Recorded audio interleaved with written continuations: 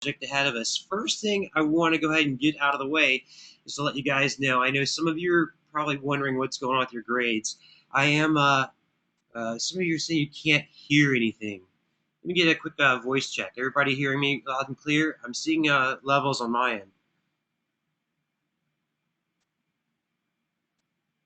Okay, awesome. In the event that you can't hear anything, you'll probably need to log out of the session and log back in. Let me go ahead and type that for anyone actually who can't currently hear.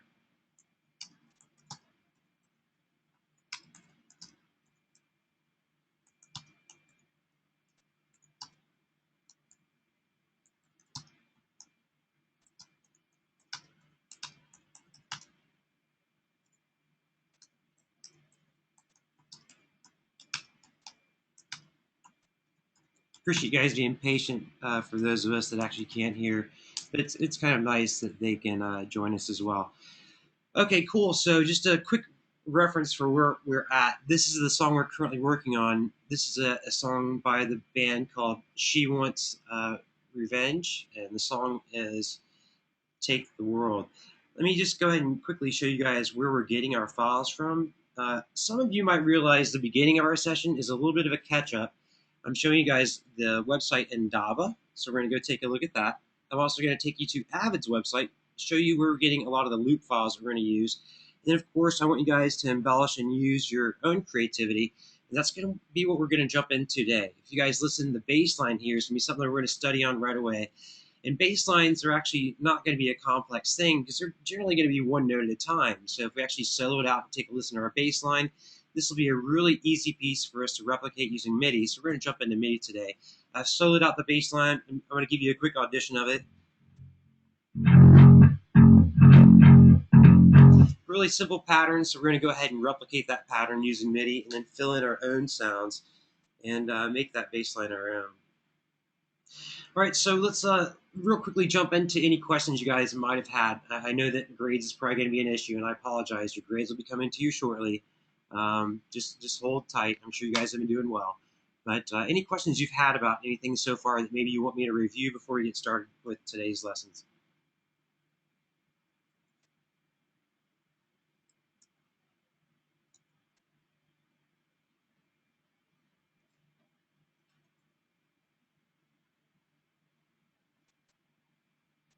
All right, no questions so far, so we'll go ahead and get underway. Oh yeah, actually, really good one. Keycaster. Let's go ahead and get that launched. Thank you. By the way, just I'm going to run through some quick keys here. Anytime you guys are in the Mac operating system, Shift Command U is going to take you to Utilities. Shift Command A takes you to your Applications. So then once I'm in my Applications, KE, which is the beginning of Keycaster, will take me there. And then Command arrow down is going to go ahead and launch Keycaster. So what is Keycaster? You guys are already familiar with Keycaster. This is going to show off the key commands so you guys can see exactly what it is that I'm doing whenever I do any shortcuts. Yeah, absolutely. Yeah, I appreciate you reminding me. From time to time, I forget to turn on these small peripherals, but they do make a really big difference. So thanks for catching that. Once Keycaster is launched, you guys can hit your key commands, and they're going to show up there down at the bottom. You guys are already familiar with that because you've been doing it for each of your Pro Tools assignments. So let's jump into, if there's no questions, I'll give you guys a quick another 30 seconds. Office hours. My office hours are actually listed. If you look at our syllabus, it's actually on the course syllabus. Typically, I'm on iChat every single day. You guys can catch me usually from 9 a.m. to 5 p.m. So in the event that you don't see me on iChat, feel free to call me at the school. Understand that I'm actually not at the school this evening. I'm working from home.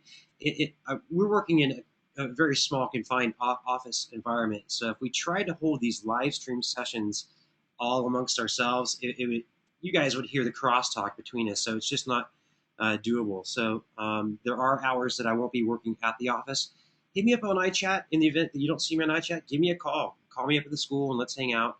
But typically, you'll find me on iChat every single day from 9 a.m. to 5 p.m. A little bit later on days like Tuesdays because I have to work later, obviously, so then that makes sense. So let's take you through a quick overview. Any other questions? That was a good question, by the way. Office hours, excellent question.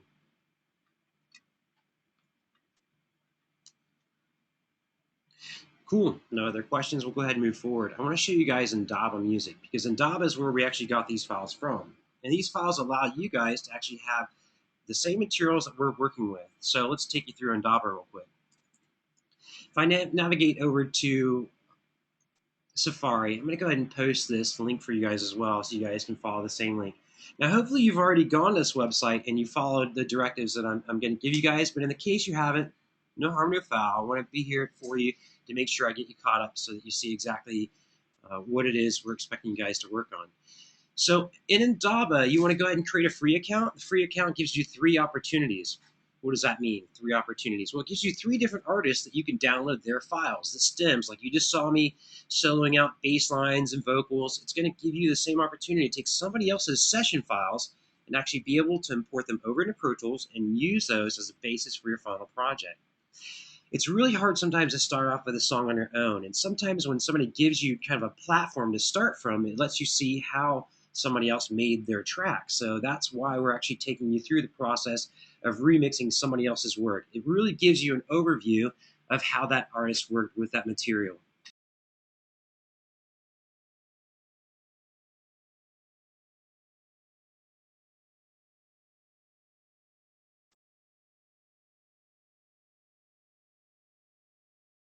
So hopefully you've already gone ahead and created a free account.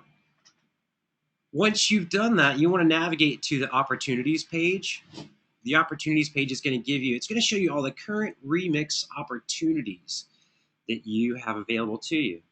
Now, this scrolling bar at the top, like it'll take you through the different artists, but if you just actually come down at the bottom here, it'll show you everything that's currently available. And if you hover over them,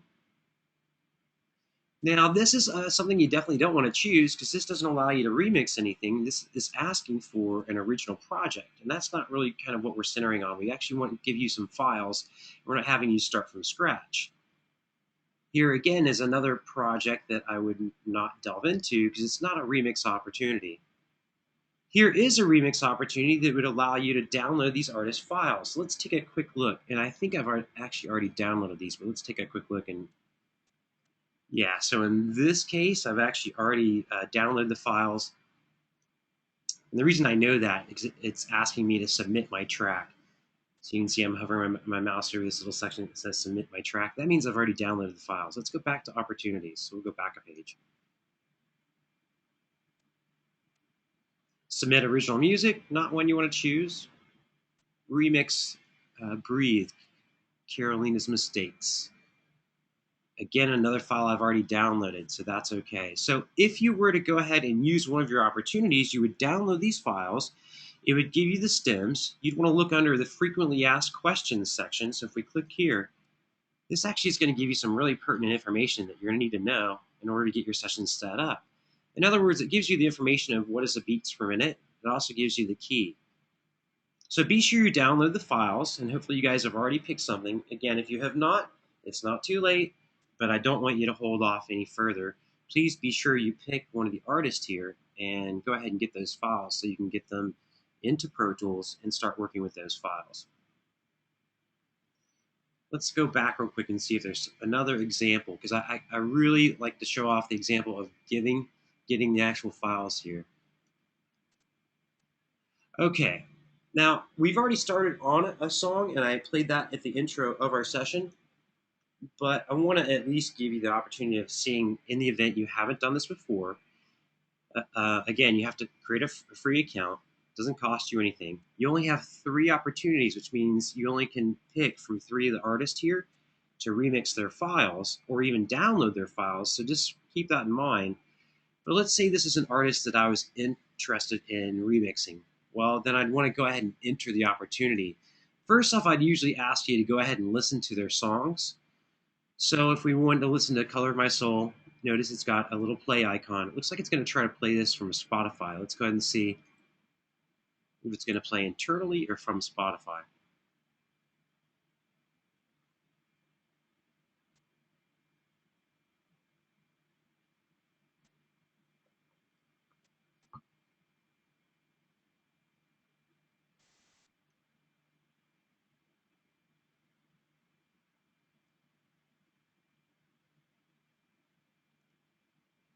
All right, so it looks like it wants us to audition this song so that you can hear it in its entirety from Spotify.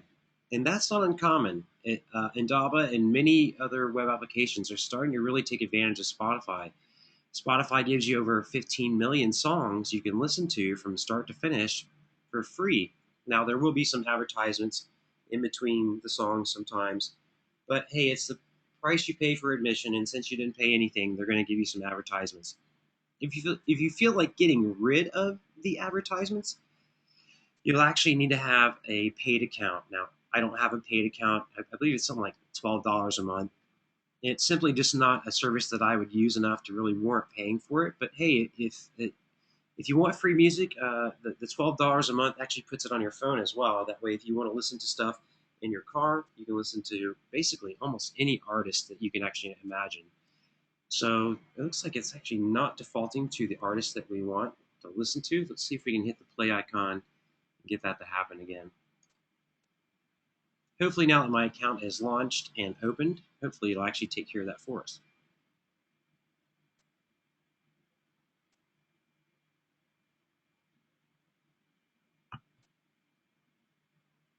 Okay, it looks like we're still not getting any love from Spotify. That's okay. I'm going to go ahead and enter opportunity.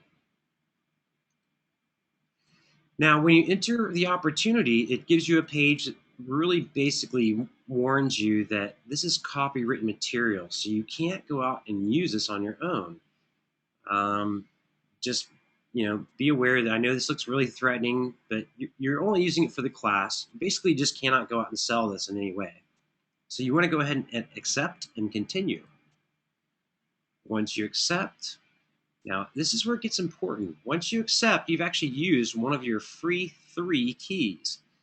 So if you leave this page that says download all stems, you will never be able to get those files. So please, once you accept, once you get beyond the legal terms, go ahead and download all stems.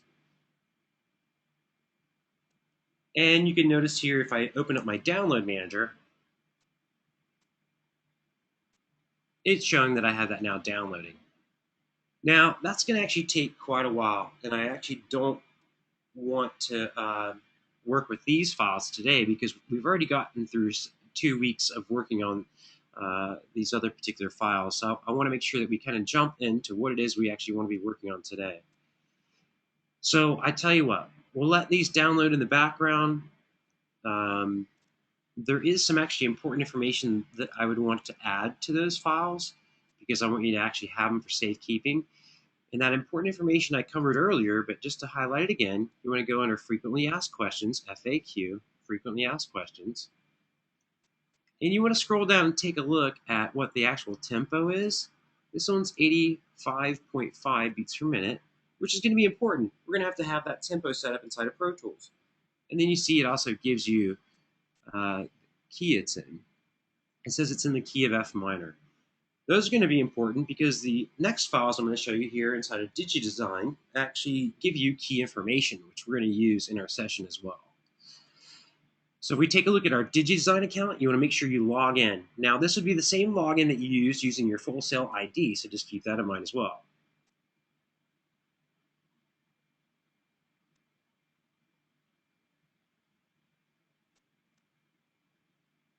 Excellent. I'm going to go ahead and log in. You guys might have noticed that things are a little bit sluggish when I'm using Safari, but you'll have to remember that I'm also streaming this as well, so that's taking up quite a bit of my bandwidth. Now, to get the extra content that I want you guys to use for this month, you want to look under View My Product Details. Under View My Product Details,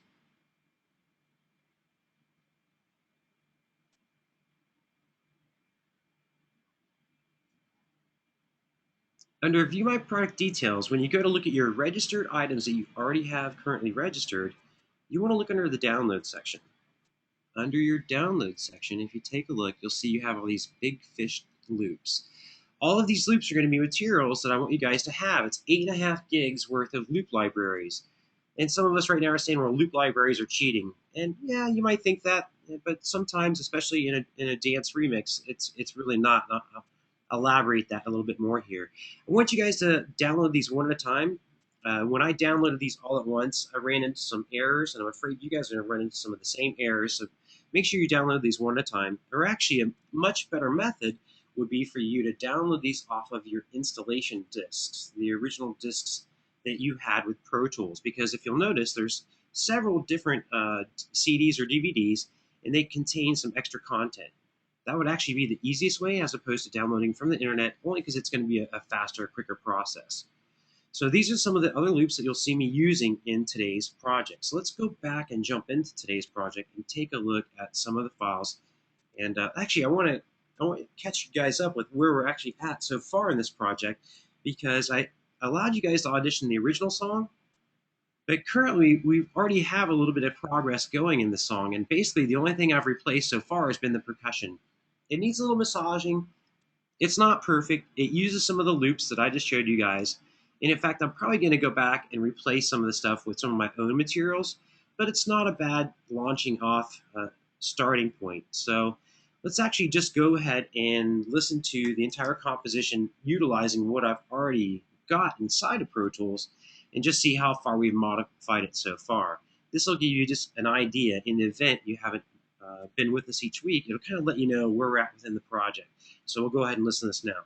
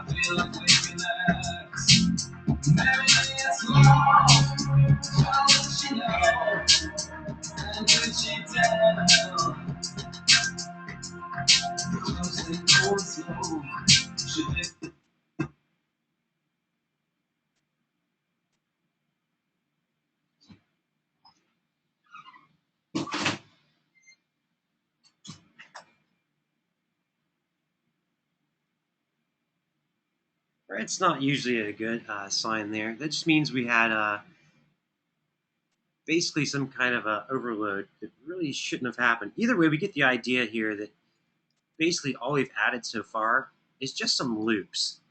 And again, to get to these loops, these are the same Avid loops that you guys have already seen earlier in this evening's session. Now, I kind of liked some of them, but I didn't really like all of them. For instance, our intro loop sounded pretty good, but then when the actual main loop kicked in, it probably didn't translate very well for everyone at home, but the actual the low end on it versus the mid range just didn't really add up real good. So I'm probably going to have to go back and replace some of that. Instead of going back and finding a loop, I might as well go ahead and show you guys a little bit about Pro Tools MIDI, and let's go ahead and create our own loop. So if that's the case, for right now, I'm going to go ahead and mute out these two tracks. And then let's start talking about MIDI, and so you guys can see a little bit more about how you could make this into your own project as opposed to just using somebody else's loops. So for right now, let's go ahead and hide all tracks, and let's talk a little bit about MIDI. Now, MIDI's not audio, so then what really is MIDI? I'm opening this up to the entire class. So what is MIDI? If it's not audio, what is it?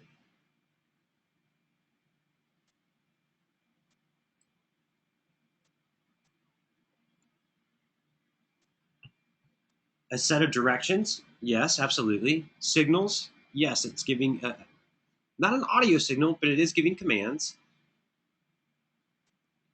I like this. Good. How about some more answers?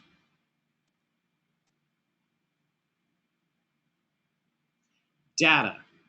I like data because data kind of encompasses a lot of the answers that were given earlier. Ruben said it controls a virtual instrument, or now we're used to it controlling a virtual instrument, but imagine you have a piece of hardware. It could control that hardware as well. In other words, it could send out the same controller data to make that note turn on or turn off, or sustain or hold or pitch bend, or any of the things we're used to with MIDI. So let's show you how MIDI works in Pro Tools. I've gone ahead and I've flipped over to the mixer window, and remember I've hidden all tracks, so it looks like there's not a lot going on. What I'm going to do now is I'm actually going to show you the old school method for creating MIDI. And the old school method would be you'd create a MIDI track, Shift Command N to create a new track.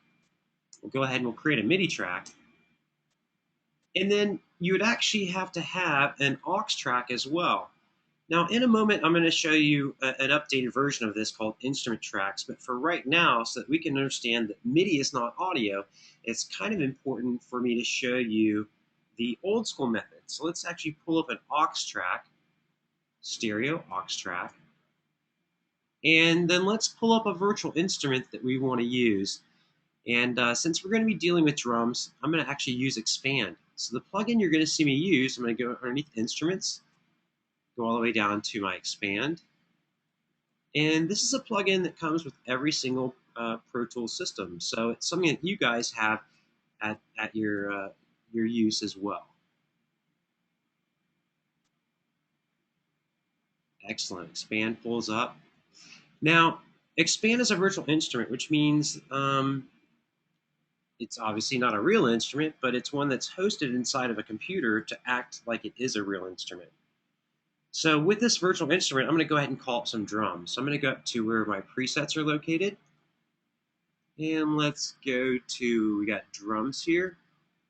Why don't we try,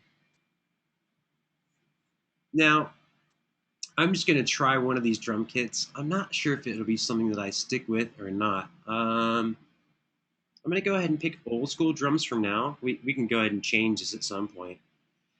And so now I'm going to control this virtual instrument from my MIDI track. But in order to do that, the output of this track has to reflect that any of the data that I'm going to enter into this track will then need to go to trigger this virtual instrument. It's not currently doing that. So Edgar asked a really good question. It says, for each new MIDI instrument, do we have to make a new aux for that MIDI? Or more than one virtual instrument in that MIDI aux track? I tell you what, let me come back to your question here in a second, because I'm going to show you a couple different ways. I'm showing you an older school method of doing this right now. Yeah, not a problem. I'm showing you an older school method right now, but it's really only so that we understand the difference between the MIDI, which is the data, and the audio, which will end up happening on the aux track. So understand anything I do on the MIDI track, when I assign its output, which I haven't done yet, will then correspond and control the audio that's happening. So the audio is actually happening on the aux track, not the MIDI track. So let's go ahead and look at the output of our MIDI track. Notice it only sees the one virtual instrument I have, so we'll go ahead and ask it to trigger that. Excellent. Now, if I go ahead and record arm this virtual instrument, and granted I have a controller set up next to me, every time I hit my MIDI controller on my MIDI track on the left, it's sending out MIDI information to control the sound that's happening on my aux track. So the separation here that we need to understand is we have two separate tracks. One is dealing with the data, and the data is being sent over to trigger this sound. And so once it triggers that sound, we're hearing it coming from the aux track. So just to keep the two separate, because in a moment we're actually going to start using virtual instrument tracks. Virtual instrument tracks actually combine both an aux track and a MIDI track into one. But that can become confusing because now we're having MIDI information and audio information happen on the same exact track. All right, let's go ahead and flip over to our edit window. I'm actually going to hide the virtual instrument for a moment. And I want to show you guys how to input data into our MIDI track using your pencil tool.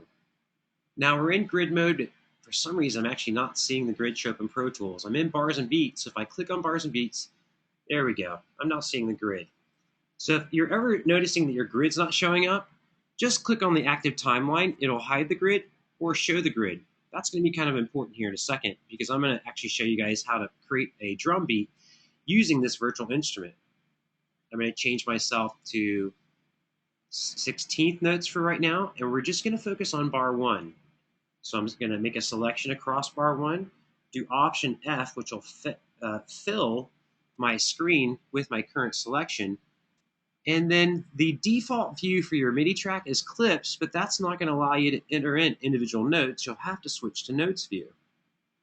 Now, once you're in notes view, I want to go down to C1, because if I click on this, it should be, there's my kick drum.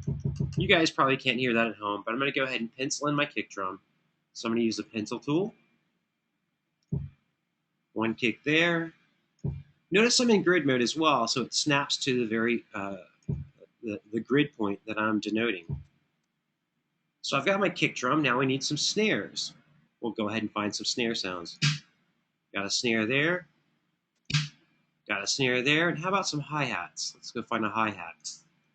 I like closed hi-hats, but let's show you some other tools that you can use within the pencil tool. If you turn into line tool, you can then actually pencil in. I'm actually going to get rid of this note, but just by clicking and dragging, it will pencil in so you have notes that actually follow the same grid resolution. So now if I hit play, I've got a pretty simple little loop happening here.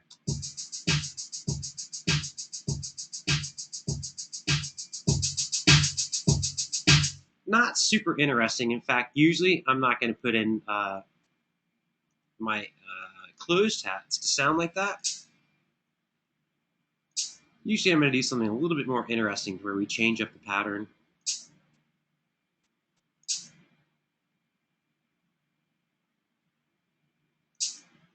And all I did is just kind of take away some notes. So if we go back and we listen to it,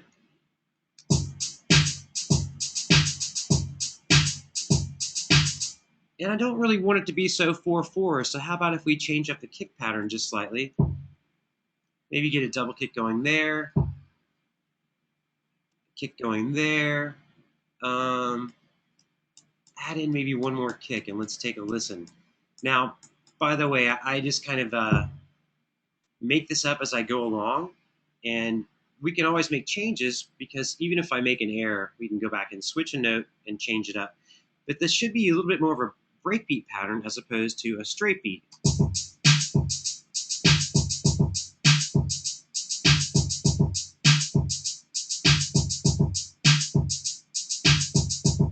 I'm noticing here with my my kick and my snare happening on the same beat, I'm actually going to move this over and double up my snare.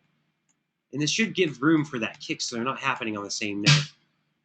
And again, I just kind of got a little bit of a breakbeat pattern going just by changing up kicks and snares.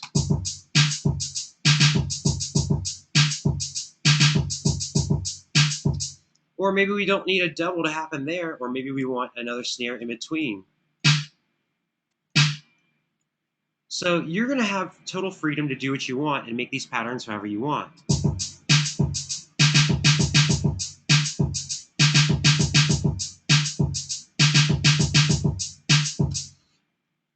Now, what I kind of think might be cool in this whole pattern here is actually I'm going to undo a lot of what I just did and get back to more of a basic pattern. And by the way, notice I'm just doing Command Z, and it's actually, so I'm going to use this first pattern just as a jump off point. I'll duplicate it several times, and we'll go in and we'll make changes on each of these 1-bar increments. Basically, it's just going to give me a way of changing up the pattern without every pattern sounding the same. So let's go ahead and move these around a little bit. Put some snares in different spots so there weren't snares before. Make sure it sounds good.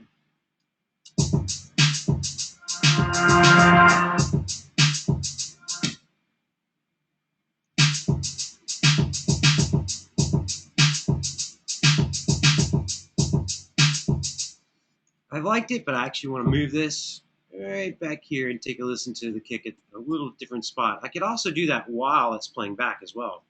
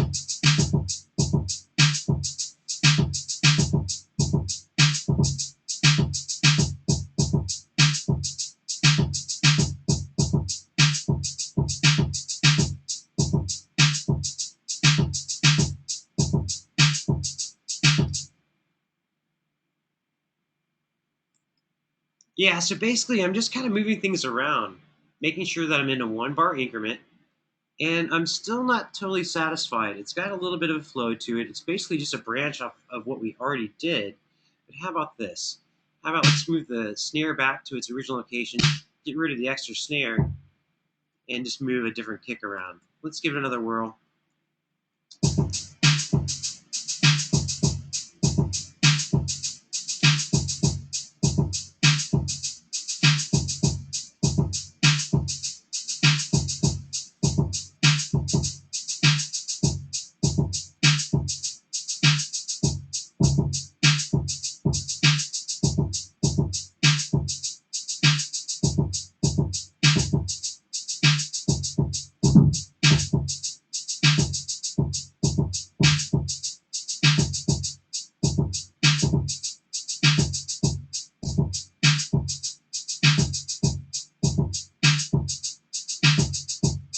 Okay, so what I'm going to do is, because I'm actually having a conflict with this loop, I'm actually just going to throw in a bunch of kicks at the end of this one. And so what I'll do with the next one is I'll throw in a bunch of snares at the end of it. But I'm also noticing I probably want to change up my hi-hat pattern just a little bit so it's not the same from each section to each section. This will actually make each one sound a little bit more unique. It'll actually give it a little bit more flavor. So in other words, we're basically just adding in a little bit of spice where we needed some spice. So if we go back and we listen to the original loop and our second loop, I just highlighted over top of each of them, did Option F, and let's go ahead and listen to it.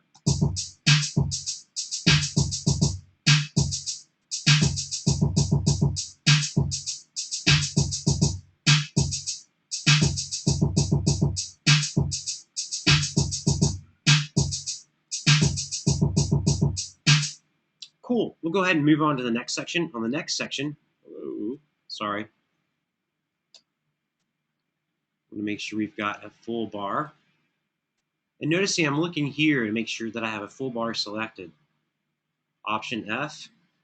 And I already duplicated our original pattern, so let's listen to it.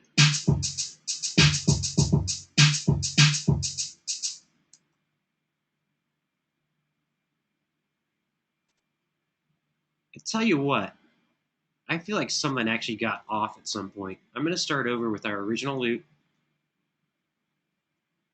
I'm going to duplicate it over one time and just kind of quickly show you what I did to change things up. All I really did was I moved things around slightly. So with the hi-hats, I just changed the pattern slightly. We'll take a couple of these away. Notice if I double click on it at any one of my 8th notes that I've got going on, it'll get rid of it. If I click one time, it'll actually create a note. I don't have anything going on here, so I actually want a bunch of hi-hats going on there. And I'm going to change up my snare pattern here.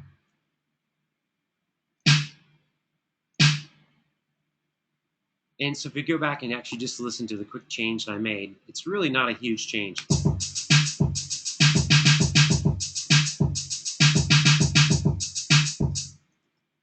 Excellent. I'm going to go ahead and copy that first one again. Command C, Command V, and I'm looking to make sure I'm at bar 3. I have one bar selected, Option F, to fill the screen. Excellent. Let's go ahead and do the same thing. So anywhere I see kind of like a blank spot where there's no drums, I want a hat to happen there. This one, we already just kind of repeated that there, so let's do this here. Let's do snare there, kick, kick. I'm really kind of liking the sound of a bunch of snares.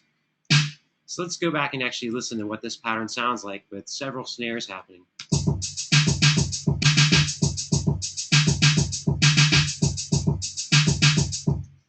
Now I'm finding that the snare is kind of fighting with that one hat, so we'll just get rid of it. Go back and listen to it again. And again, this is totally preference. It's totally what you guys want to do with it.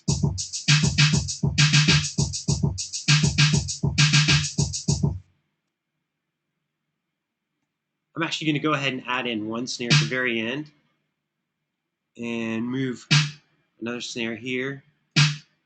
So we're getting pretty snare crazy here, and I'll show you why, because on this last bar, I kind of want to end up being snare happy, and I'll show you why. That's a little over the top, so let's go ahead and actually X-nay on a couple of these snares. Get rid of you. Let's get rid of you.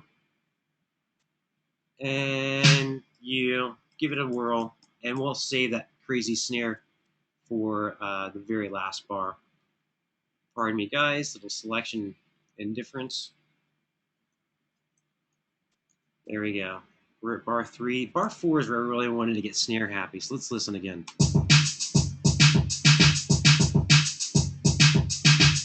Excellent, cool.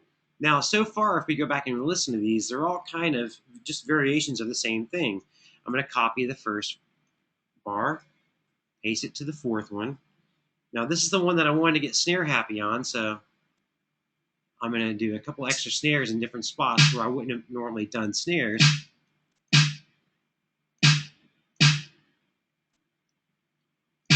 So let's take away move kick there, put another kick there, kick there, get rid of kick here unless we're going to do double kick, and just take a listen.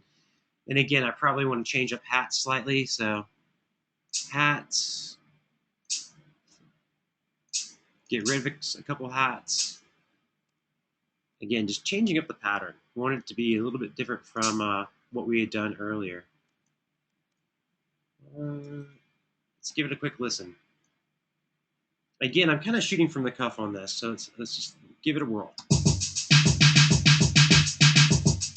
That's exactly what I was looking for, and I'll show you why. Now, if we select me go all the way back to the beginning, I held down Shift and hit Return. Option F will then fill our screen. Now, this is the 4 bars that you just heard me work on, but I pretty much think I have a good little pattern going, at least for 4 bars. I want to give it a listen, and we'll make sure that we already are kind of happy with what we already have. Let's take a listen.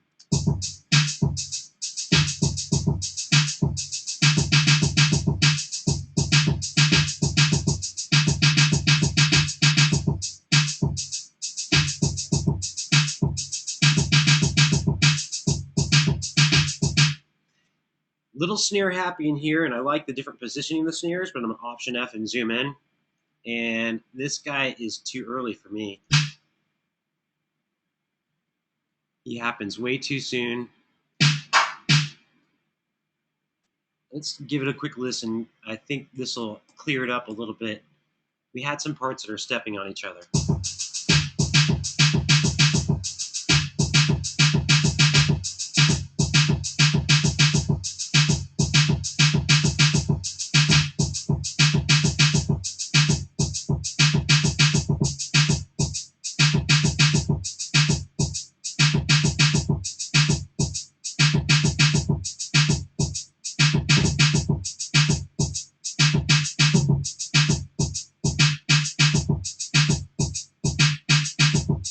All right, I'm pretty happy with that. And we're going to go ahead and just give it a quick listen so that we know that we like what we got. I'm going to switch back to 1-bar increments. Select over my drums, Option F so I can actually fill the screen and see all my drum parts.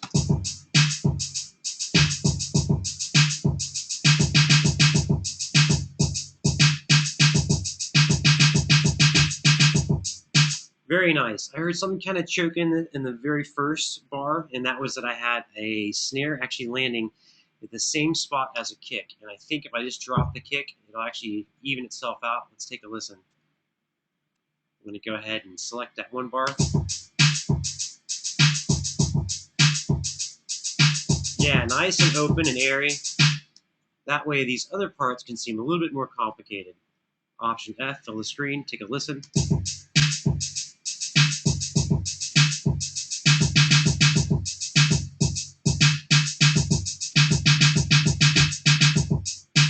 Nice. Very cool.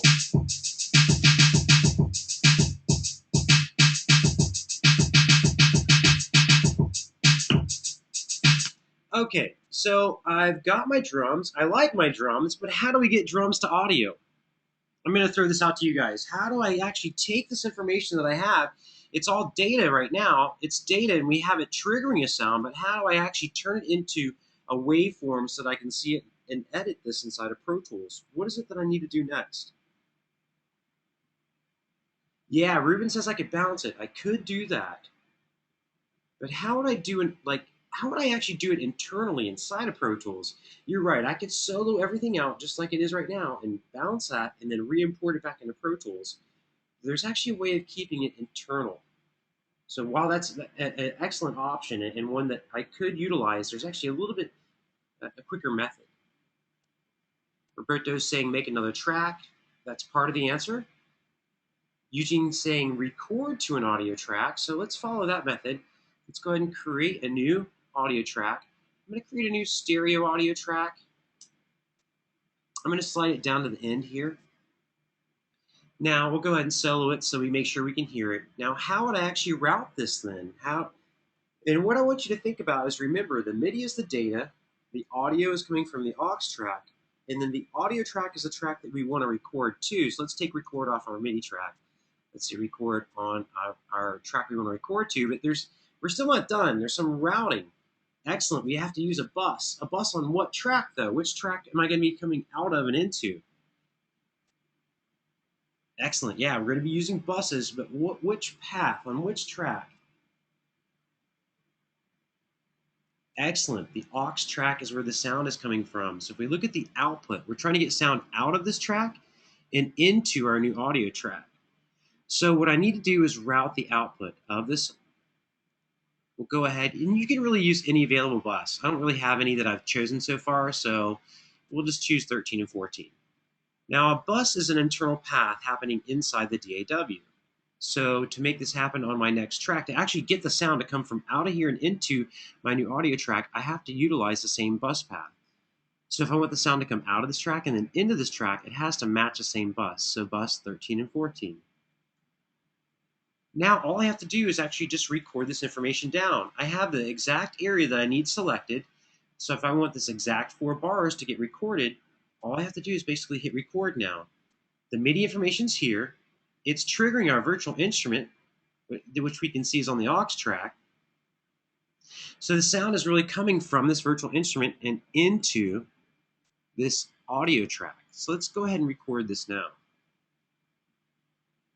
Now, once I'm done recording this, though, you're actually going to, yeah, you guys, this is something you will be tested on. So, um,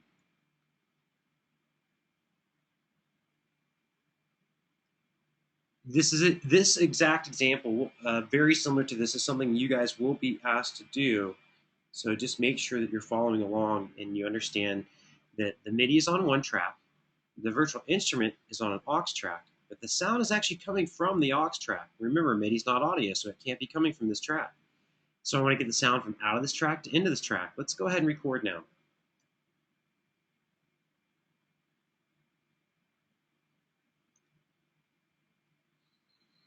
So what just happened?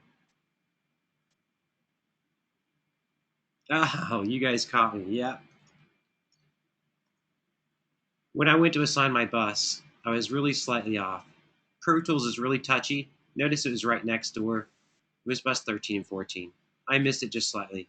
So basically, we got dead silence. I'm going to go ahead and select the exact area that I want to record, 4 bars, and now I'll hit record. And we should go ahead and see a waveform now. I'm going to resize all the tracks just so you guys can see it. That way all the tracks kind of look uniform. You can get an idea of what everything looks like. We'll go ahead and record.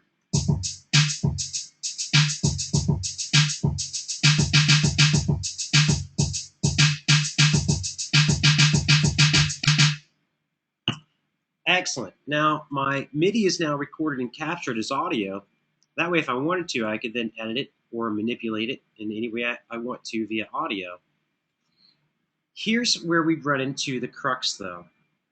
If I wanted to add reverb to the snare, let's say a producer said, hey, that beat's really hot. Do me a favor, can you add some reverb to the snare? Well, if I'm adding reverb to the snare, what's going to happen? What's my problem that we're now going to look at?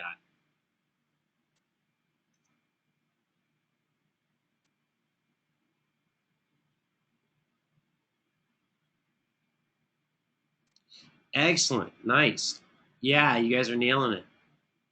All of the drums are now on one audio track. My kick, my snare, and that hat are all sitting on the same exact track. So then if I try to add reverb to this, it's going to add reverb across all of the tracks. In fact, when I say all the tracks, I mean all of the instruments. So this gives us a quandary. This is where we have a problem where MIDI can start to break down. You have to really understand what it is we're going to need to do to manipulate this MIDI so that I have my kick on one audio track, my snare on one audio track, and then my hi-hat on a separate audio track. So what is it that I'm going to need to do? Ruben said I can separate by MIDI note, and I think I have an idea of what you mean by that. It sounds like you're on the right path. So I think I know what you mean, but can you elaborate on that just a little bit? This will give us an idea of where our problem lies right now.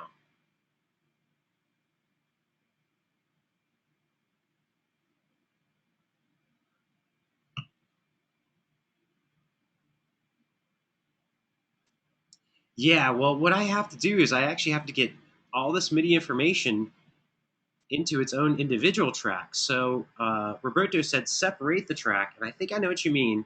Let me see if I can get a little bit more information from you guys.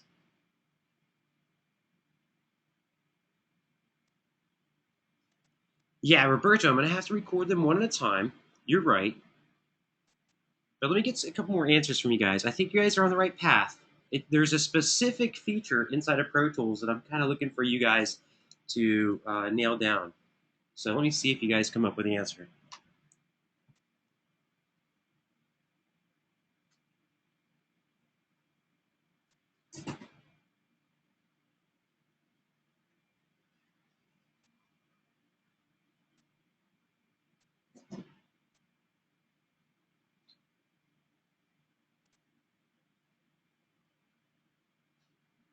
All right, what I was actually looking for, separate by clip. I think you're talking about separate note. So now we kind of jumped into MIDI and talking about MIDI. I showed you can enter in MIDI using your pencil tool. Of course, you could use a controller if you have a controller. But basically, I want to show you where you find all your MIDI functions. Like what are some MIDI functions that are very common? Like transpose is one of them. Roberto mentioned transpose. Transpose would mean to move the MIDI note either up or down an octave, which, by the way, will be something you guys will be quizzed on. So make sure you understand transpose. Pan position, while that's a good guess, it's actually not what we're looking for. But what is one of the more common things that you have to do with MIDI? Let's say I'm using a controller and I'm entering in a performance with a controller and I'm off slightly with my timing. Quantize, absolutely. So where do you find those features? I kind of need you guys to know where that information is located.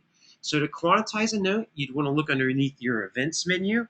And underneath your events menu, you're going to see quantize note.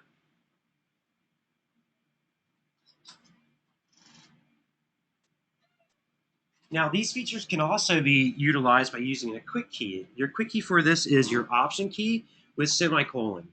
Oops, sorry about that. Option key with 0, but you'll need a full numeric keypad. So once you have this window open, I'm going to show you how to find this via your menus as well, but there's your quantize feature. Typically, you'll probably want to go ahead and find this via a menu anyways, but I'm going to show you both ways. If you look underneath your event menu, you have event operations. And here are all your MIDI features. You've got quantize, change velocity, change duration, transpose, select split notes, which by the way is our answer to our question. We're going to come back and use that with our drums. Input quantize, step input, restore performance, and flatten performance. I'm going to end up showing you guys select split notes. I'm going to show you the quick key way of doing this as well. Option 0, I showed you, that brings up quantize. And then once you're at this, this little MIDI event operations window, you can then use your command key and up and down arrows on your Mac. It'll take you through all of the MIDI event operations that you're going to end up using when dealing with MIDI. Now, I mentioned to you guys select split notes. So let's go ahead and let's hit on this. You can specify the notes between, but I'm going to go ahead and select all notes because I want all of these notes to be split to their own individual tracks. With this as well, I'm going to end up deleting the audio that we have at the bottom here. We'll come back and we'll show you that. So it asks you, I'm going to deal with all of the notes. I'm going to come back to split notes. I'm going to choose to cut them. And I'm going to cut them to a new track per pitch. Well, what does that really mean? I'll go ahead and select it and we'll talk about that. When I select one of these individual notes here, my hi-hat only exists on one note, as well as the kick. So when I go to select split notes and it says here a new track per pitch, they're saying create a brand new track for each one of these notes. So in this case, I should have a brand new track for my kick, a brand new track for my snare, and a brand new track for the hi-hat. Now, when I do this, it's basically going to cut them, just like it says, to a new track and basically allow me to then assign them afterwards. We'll go ahead and by the way, remember that all your MIDI operations actually have to do with the MIDI notes that are selected. So make sure that all the notes are selected. So we're choosing all notes. And again, we're cutting them to a new track per pitch. I hit apply. And notice that it took them from the original track to a brand new track.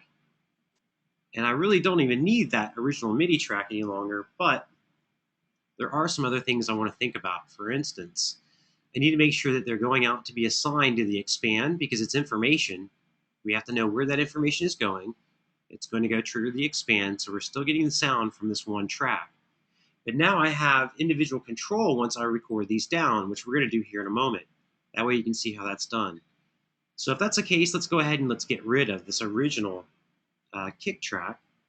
In fact, I'm going to go ahead and delete it. I don't even need it anymore. We'll delete that track. Oh, no. Bad move. I just took away all of our MIDI drums. I had those tracks selected as well. And that's not an undoable feature. Oh, yikes. I just made a major mistake. Notice even Command Z won't undo deleting a MIDI track. Well, fortunately, I think I could probably craft that a lot quicker than I just did and make it simple and easy on you guys. So I'm going to go back and actually just recreate it again real quick. That way we can go through the same method. Let's make sure that I'm still triggering all my drums, and I am. You just can't hear them yet because the output was set to bus. Excellent. My drums are back. I'm going to create a quick pattern and try to salvage my mistake. And hopefully you guys learn. I probably should have done, before you go delete any tracks, which is an undoable feature, it wouldn't be a bad idea to do a save as version. Let's find my kick. There's my kick. Cool. Go ahead, pencil in the kick. Tell you what, let's get down to eighth notes. Good, I'm down with that.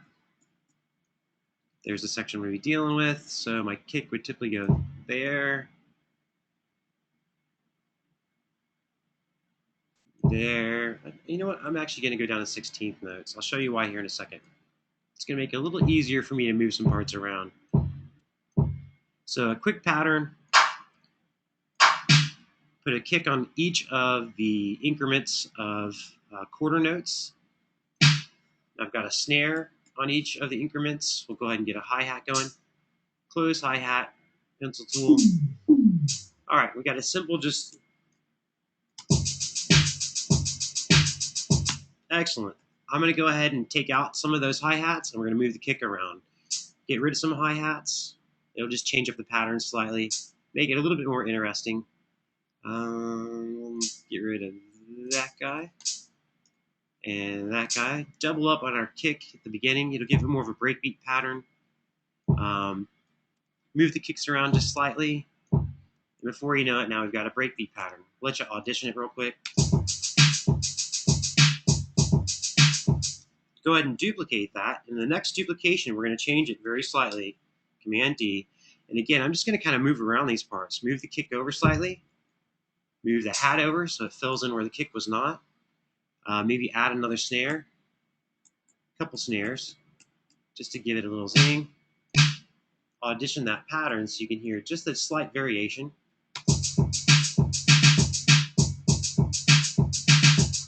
I thought the snare sounded a little aggressive. Let's go ahead and drop that one snare. It doesn't need to be there. And it got away from the groove just slightly. So what we'll do is we'll go ahead and leave that double kick at the beginning. Get rid of our extra snare. Get rid of our extra kick too. I don't think we even need it. Listen to it again. We still got the same potential breakbeat pattern.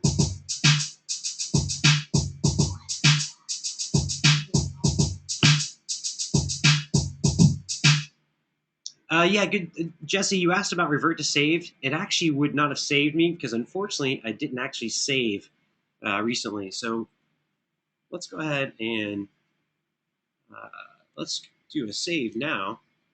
Make sure I got that last pattern.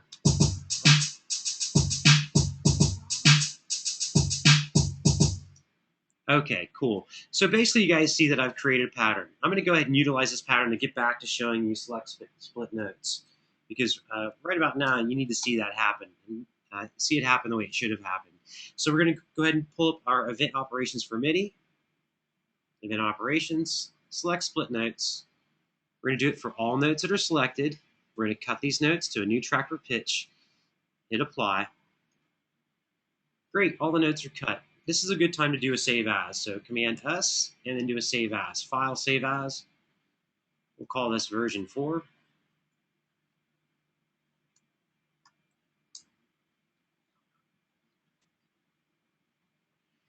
So you can see I have all these parts as their own individual MIDI parts now. Now it's actually not a bad idea to get rid of that one MIDI track. Select that one MIDI track, delete it. I don't need it anymore.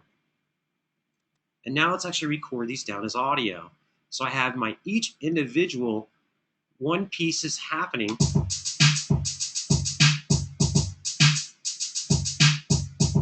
So we've got the individual kick on one track, individual snare on one track, the hi-hats on its own track. Now, how do we actually get those recorded? Well, we're going to create individual audio tracks. And then somebody, while I'm creating these audio tracks, give me, how would I route this? By the way, you've already seen the routing. How would I do this routing?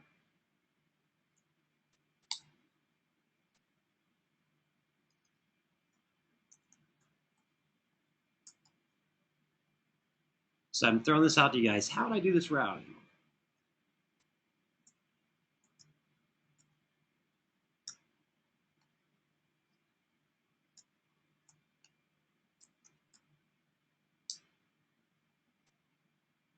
So you see what's going on. Which of these tracks is the audio going to be coming from? We understand that MIDI's not audio, so here are my 3 MIDI tracks.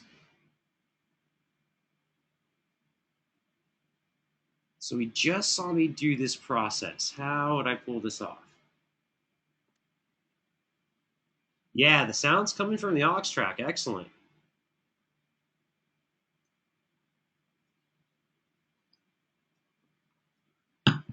I'm looking at inputs on my audio tracks here. What should these inputs actually be?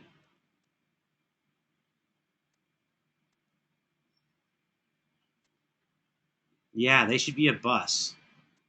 What bus should they actually be?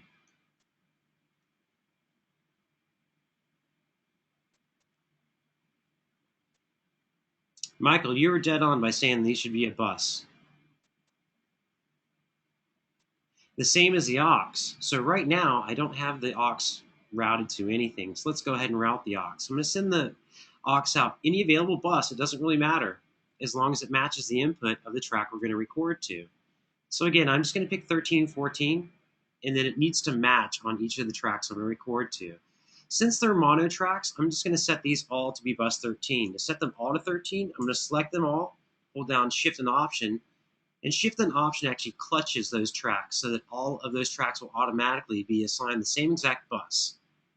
Now that I see they're all assigned bus 13 and 14, I basically need to solo out the track that I want to record to the track that I want to record to, and we're pretty much off and running. So what I need to do here is figure out which track is which. So if we take a look here, I can see that this track, the bottom track, that's my kick track. So let's call it kick M for kick MIDI, KICK-M. And again, I'm just labeling it just that way I know what it is. That way it's easy for me to know what's what. We'll go ahead and label the next track. And by the way, if you want to label the next track above that, so snare, S-N, N-A-R-E, -M, so I know it's MIDI. Hold down the Command key and hit your next arrow key, and you can see it'll actually go through the next track next to you. That way you don't actually have to close out of this track to rename that. So that's going to be the closed hat. So CL-hat-M, so I know it's MIDI. So what I need to do now is basically just solo out the individual track that I want to record to. I want to solo this track out. So the kick, we're going to deal with the kick. I'm going to solo that track. It doesn't need to be record armed here anymore, but it does need to be record armed on the track I'm going to record it to. So because I've soloed out that MIDI part, the MIDI part's going to go trigger the virtual instrument that's here on this track. The sound from this virtual instrument is going to go out of this bus and into this track based off the routing that we've given it. I'm going to go ahead and select the distance of recording and go ahead and start myself recording.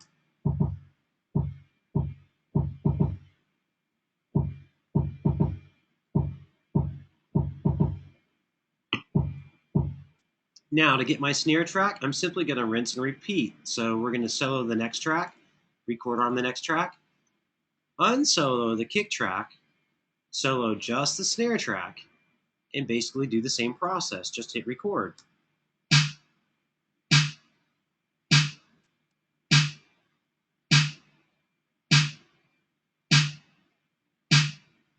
Excellent. Kind of boring, but you get the idea. Rinse and repeat for the next track. We want to get the clap track, so we're going to solo that track, unsolo the snare, unrecord arm, solo, and record arm the clap track. Go ahead and hit record.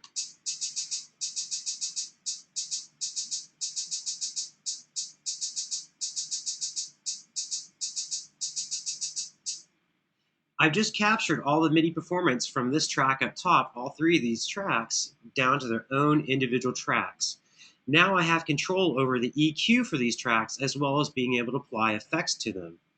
At this point, it's not a bad idea to go ahead and save the work you've done, and why not go ahead and do another save as? That way, if I mess up, I can always come back to this version. So since this was version 4, we'll just call it version 5. Excellent. I'm going to start deleting some tracks. I really don't need these MIDI tracks anymore. I already have the audio performance I'm looking for. Let's go ahead and add this audio performance into the song so you can hear all the hard work that we've just accomplished. First, let's delete the tracks. Excellent. We don't need these 3 tracks, just making sure those are the tracks I'm dealing with. the MIDI tracks. And I've got the drum performance exactly where we need it, but let's bump it over so it actually fits with the beginning of the song. I changed my grid value to 1-bar increments. I'm going to grab all 3 pieces, and we're going to move them over to the intro of the song. Let's show off the whole song so you can see it. There's my drums that we just created. And let's fill in the song with this drum pattern that I just created. Now remember, because I had to recreate kind of on the fly because I destroyed some of the drums I did earlier, we don't have the full pattern that I was using earlier. But either way, I still have the drums going throughout the entire song. And they're the drums I just created. I'm also going to keep those loops muted for right now. Let's actually just hear what the song sounds like with the new performance.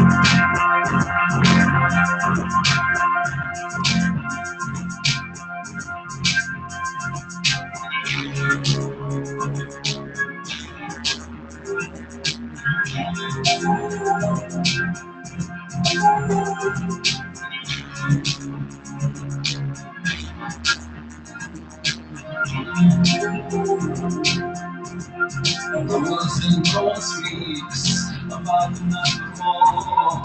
She sails off up the road, her finger taps the door. I hate to judge, it's not the best. She's seen nothing before, but stayed until the end. She had it to herself, perhaps a common trance. Alright, works out pretty good, I think, so far. There's probably a little bit more sprucing up we could do to it. And in fact, I could go back in and add some of the loops that we had earlier. Let's go ahead and show you some of those loops. I really like the intro loop that we had going on. The intro loop kind of added an atmosphere. However, I think it's going to overpower our current loop. What I mean by that is if I solo out both these pieces together and let you hear them together, they're going to actually kind of conflict with one another. So we'll solo out the loop. We'll let you just hear the loop by itself for a second.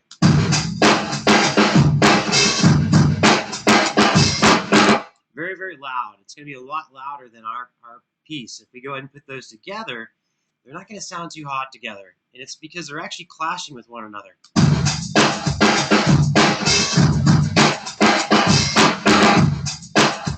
So the way we were going to actually be able to rein these in is actually you can see it just in the waveform alone. Let's actually hide all the parts except for what we're dealing with.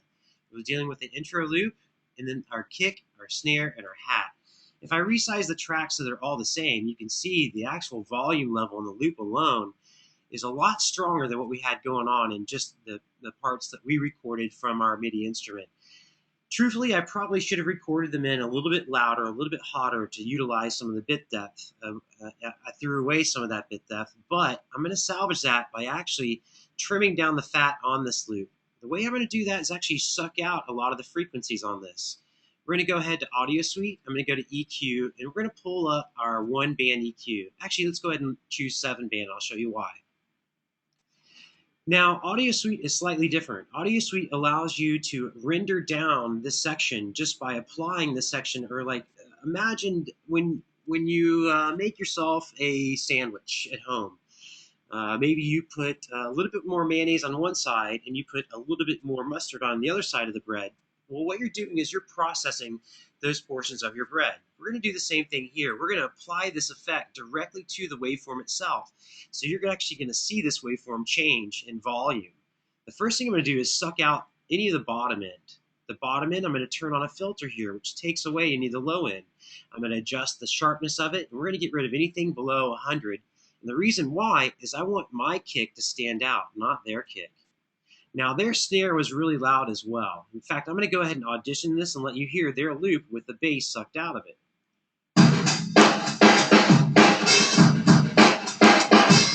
Now, if you're at home, that might not translate as well. But if you were here live, you would hear that the bass is pretty much gone at this point because we've gotten rid of it. It's all gone.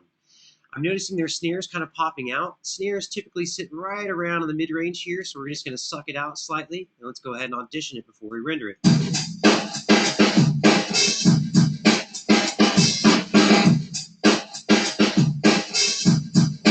Now that I've pretty much gotten it about to where I want it, I'm going to go ahead and process this file. Once I process the file, you're going to see a major difference between the two files I have selected and the original source file. I'm going to go ahead and hit process now. Sorry, the plugin's kind of in the way a little bit. And you can see the waveform difference. I might actually have to do a little bit more to this, or even actually take the volume level itself on this track and bring it down. Let's go ahead and do that now. Bring the volume down on this track, and then let's listen to all these guys actually together and see how they sit together now.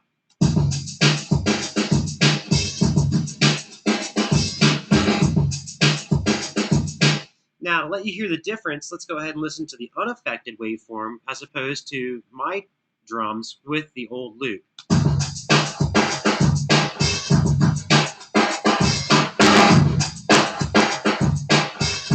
So you can see basically the volume helped it out as well as sucking out some of the EQ. So we'll get rid of the rest of these drum parts. We really don't need them. I'm just going to simply duplicate over top of them. But I'm also noticing that their drum loop is semi-stagnant. In other words, it just kind of does the same thing each bar measure. So here we go from bar 3 to bar 4, to bar 5, bar 6. If we solo it out, it kind of sounds the same. So I want to show you how to do some creative editing that I showed you guys actually in week 2. What I'm going to do is I'm actually going to cut this in 2 and make these slightly different from one another. Cut them in 2, Command E, slices them in 2. And I'm going to actually do some actual hardcore editing to this. Put it into 16th notes. And let's take that snare, which should be right here. And it should also be right here, I believe. I believe it's here. And I'm going to duplicate it several times, which will give it kind of a rolled effect. So let's do this. Let's duplicate it several times here. Command D. And you guys remember these editing tools so far. Is anybody confused about any editing they see so far? Notice I'm in grid mode. I'm at 16th notes, which allows me to select over the individual parts. So when I select it and then duplicate, it's just basically going to duplicate. All right, so let's listen to what I've done so far. This has basically just been a repetition. Here, I can undo it to quickly show you what I did again. I went to the loop. I made sure I put myself in 16th note. That way, whenever I select over a part, it automatically selects over that one individual drum hit because I already locked up this beat earlier in week 2 session. You guys will remember that we used identify beat. We got the tempo down. Repeat would also work as well, but I happen to like duplicate, Command D, and I'll show you why here in a second. Let's go ahead and play this back so you can hear the results of what I just did.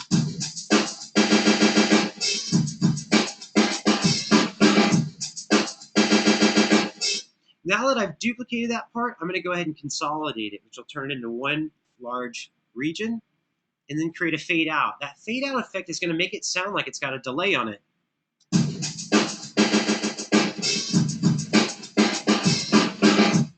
Cool, I've got something a little different going on to this one. Let's do something a little bit different with this one as well. Let's take the first kick and duplicate it, which then gives it a double kick sound. Let's listen to that.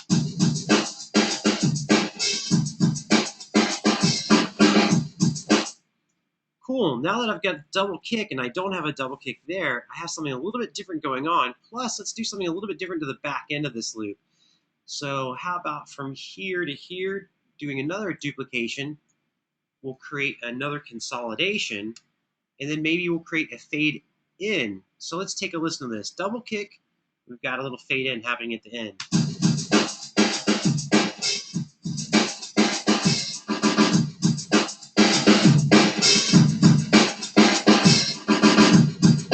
Now let's listen to these two loops together, because now we've kind of made them their own. We basically had two loops that were stagnant, they sounded exactly alike, and now they kind of talk off each other. Once we add them into our performance, it's really going to give us these little ghost hits that you might actually hear in productions but not know how they're created.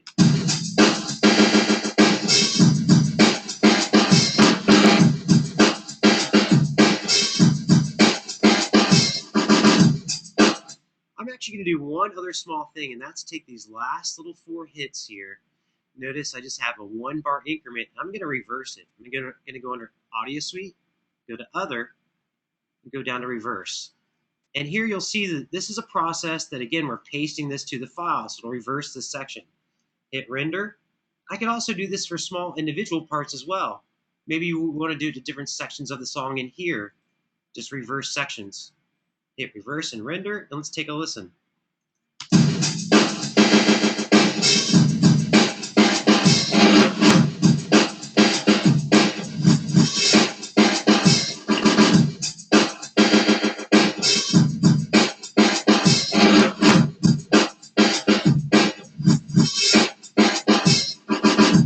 All right, I like these 2 sections. To make sure we keep them indifferent and we don't get them jumbled up, I'm actually going to consolidate these into sections A and sections B. So in other words, I've got 2 bars selected.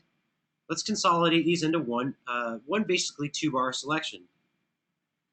So Command D adds what is a duplicate behind the original. Is there a way to add what you duplicate to the front of the sound? Absolutely. Let's say, I like that question. Let's take this one drum hit. I want to separate this drum hit. Oops. Just separate. Command E separates. And we're looking at this one individual drum hit. I'm just simply going to hold down Option and pull this forward. Option is going to copy. So I'm just creating several small copies of this one drum hit. Now, if I wanted to give this some kind of effect, I could consolidate it together again and then create a fade in on this. So if you hear, it's going to give it a little weird ghost in to the actual loop coming in.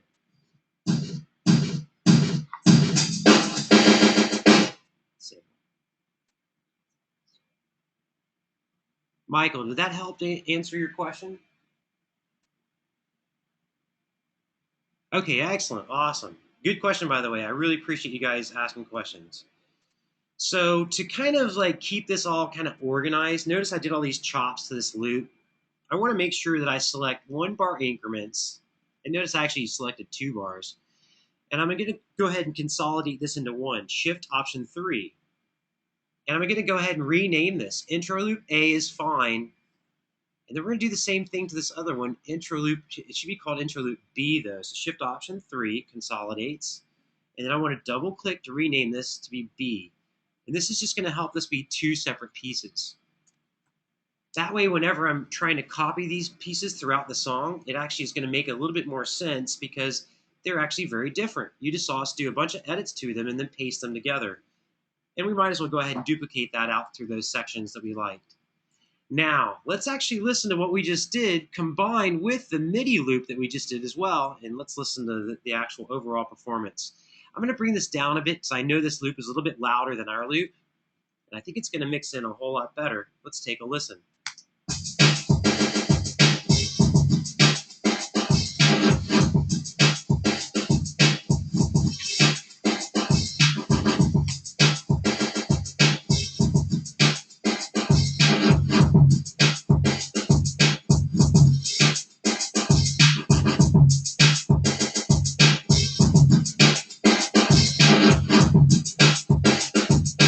What the heck? Why don't we go ahead and just listen to what this sounds like combined with the song itself? No harm in seeing how we've progressed with the song. I mean, that is the overall goal, is making sure that we're adding to the performance of the song. So let's see what it sounds like. Now, it looks like we've only gotten up to the first verse section.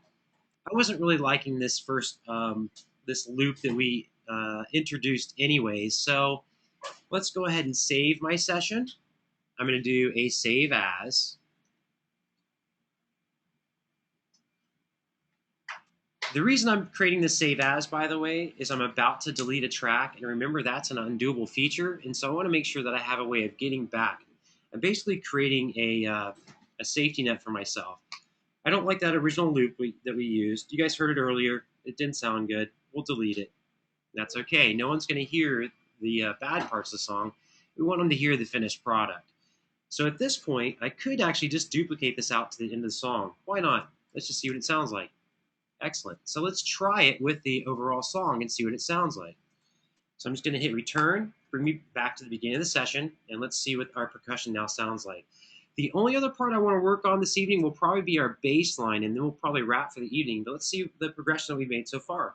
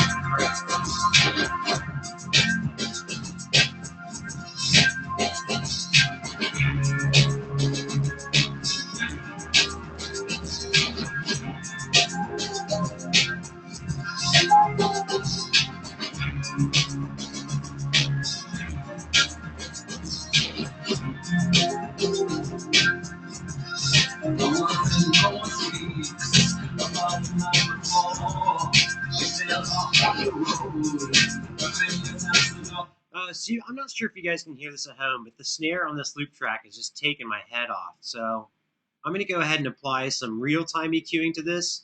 It's just snapping through everything and just really kind of, if you were in the room, your ears would be ringing. If you had to hear the song more than 4 times, you'd want to stop at this point. And that's because that snare is just taking the head off. Let's go ahead and audition that. I'm going to go back to where the vocals were. That's where it was really prominent. So verse 1. And by the way, if we show off our memory locations, I can quickly and easily get to verse 1. We took care of this last week. So I'm at verse 1. I'm going to listen to this. I'm going to bring down the snare on this track.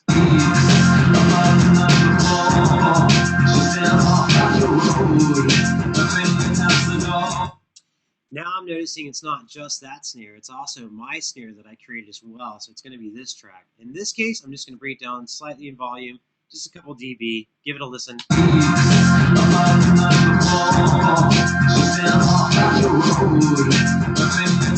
little bit better, not bad. At least it's not taking my head off. I'll be able to work through the song as well.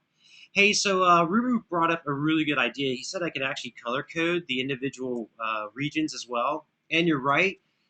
I typically like to keep my regions all one color. If I'm going to do them as different colors, let me show you another way of doing that, Ruben, which is actually a really good point.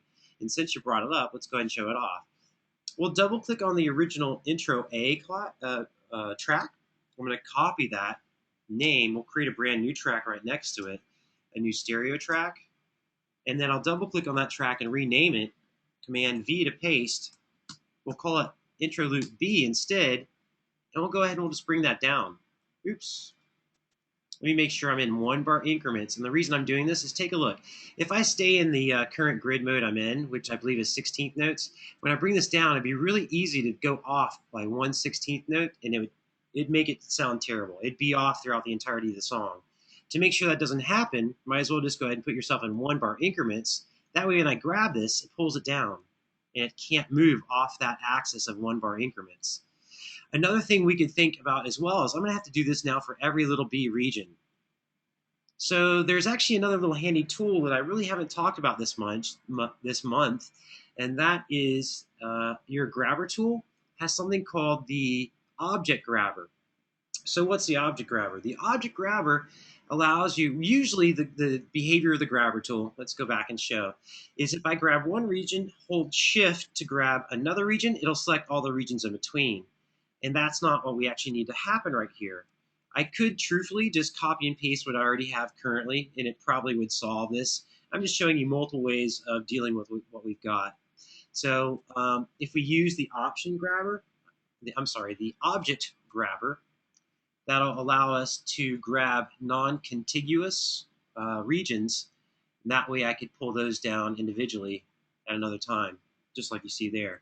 Instead of doing all that work, what I'm going to do is actually just show you that we can copy and paste these. Since I have the first section that I need, let's get rid of the object grabber, go back to my standard time grabber, and let's just grab what we need.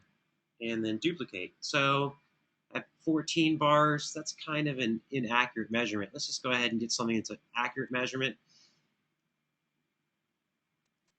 4 bars is fine. I know that 4 bars is going to be good throughout the rest of the session, and just duplicate it out. Now notice I'm taking my time doing this duplication. I could have made this a little quicker and easier just by selecting multiples. So we had 4 bars, then we could have gone 8 bars. You get the idea. So now I have 12 bars. Here I've got 14. Now I've got a standard 15. There's 17. In order to paste this out correctly, I would actually need to make sure I have one of these other guys pop down into place. Oops, not that guy.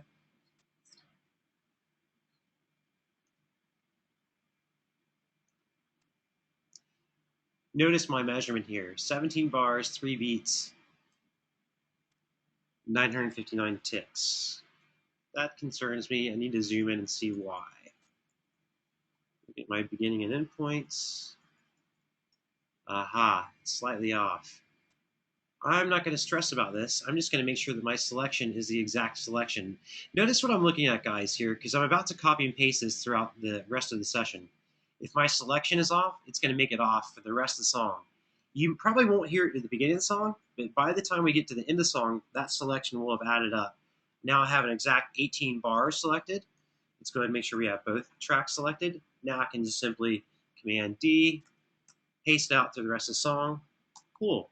Now notice my sections A and sections B have their own color coding. So Ruben, I was just kind of showing you a long way of showing you that you can actually have control over each of these tracks, as well as having different color coding, but having them on a separate track. So just giving you examples of different ways of thinking about Pro Tools. Pro Tools has multiple ways of actually doing the same thing, but doing it in a totally different way. Any questions so far?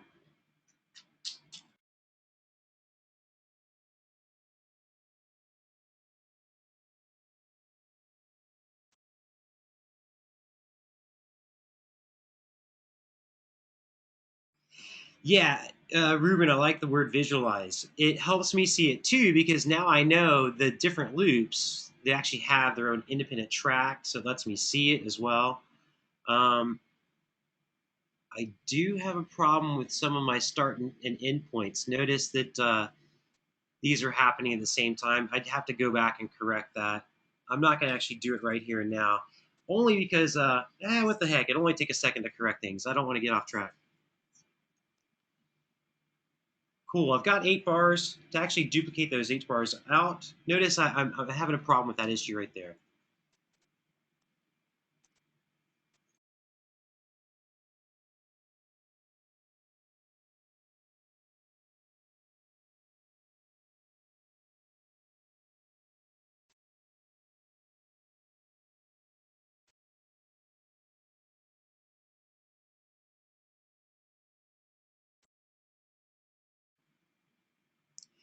All right, we made the quick correction. I saw that that pattern was not going to work out, but we've got it all up and going.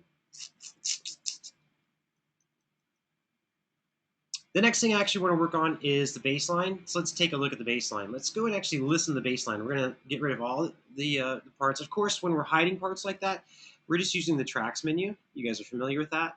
It'll allow you to show and hide these tracks. Now, they don't really go away. It hides them from view. That way you can focus on what it is you really want to pay attention to. First of all, I want to listen to this bass line. In fact, we're going to mimic their bass line. We're going to mimic their bass line, but we're going to use MIDI. And this time we're actually going to use an instrument track as opposed to a MIDI track and an aux input. Just real quick, noticing your chats, Ruben says, that also will help me if I want to make individual changes using the audio suite. Yeah, absolutely. Yeah, I have so many different methods I can show you guys of doing things inside of Pro Tools. You may have heard me mention this several times. Pro Tools has multiple ways of doing the same exact thing, but using different functions. And so I just want to give you some options. So Ruben, I appreciate you understanding and liking that example. So I showed you guys a MIDI track and an aux track earlier. Now it's time to show you an instrument track. An instrument track is actually a hybrid of 2 tracks. it combines both a MIDI and an aux track together. So let's get ourselves a stereo instrument track. Now understand MIDI is happening on this track as well as audio. So this is kind of an untraditional way of dealing with both MIDI and audio because we're seeing them happen on the same track, which it's very easy for you to get that confused because remember, MIDI's not audio, but MIDI can control and trigger audio. So that's what we're about to show you. Now, I also want to go back and just quickly take a listen to the bass line. The bass line is going to be pretty easy to mimic because remember, bass line is only one note at a time. So if I can go back and follow those individual notes, I'll be able to recreate those notes here inside of Pro Tools using my MIDI keyboard. Let's go ahead and just give it a listen.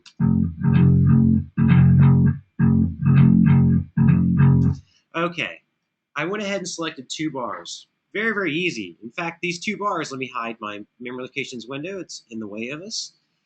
It's playing the same exact note. So all I have to do is find that note. Well, let's go back and look at our mix window here.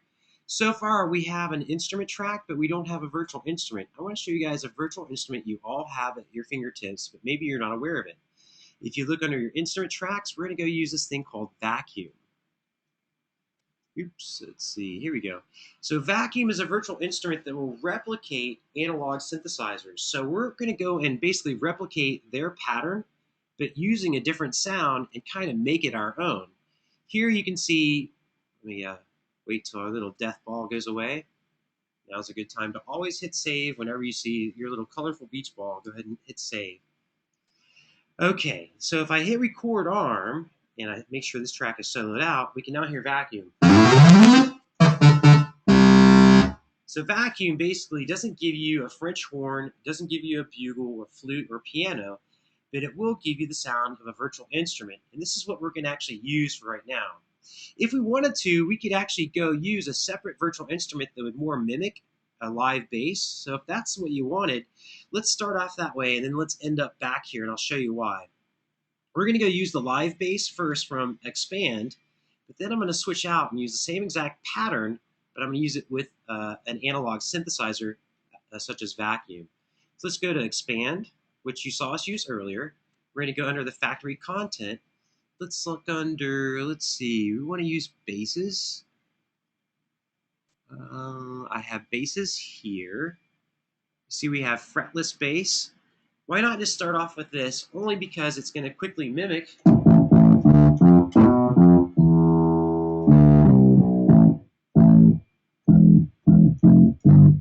It's going to mimic what we're kind of hearing in the original song.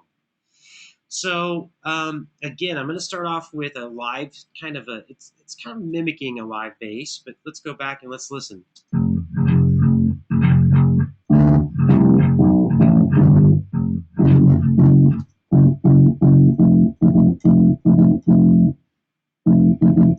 So I found that note. It's kind of low in the register.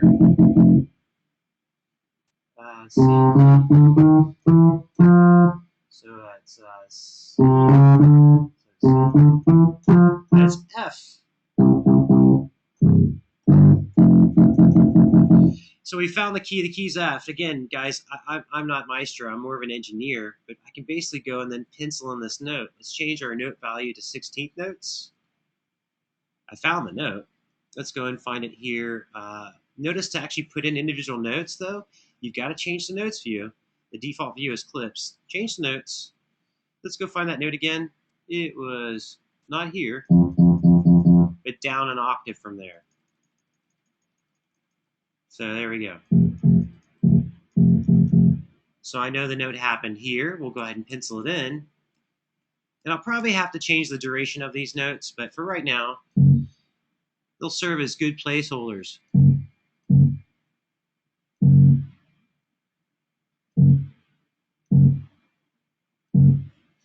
So let's listen to what I just did.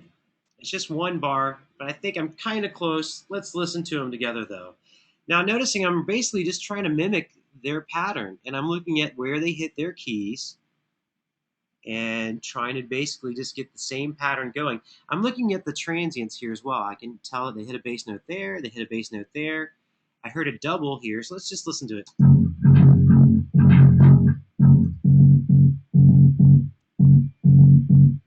Oh, and by the way, I should probably put this down on the correct note value when I entered it in. Sorry about that, guys, but it's basically the same pattern.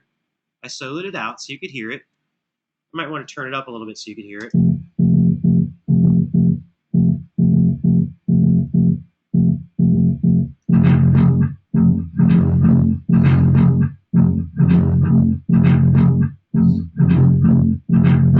Now theirs is a little bit more aggressive. Theirs actually has a little bit more thumb going on. Well, I'll tell you what, why don't we just roll through the different patterns here of that virtual instrument? So in other words, just let it play.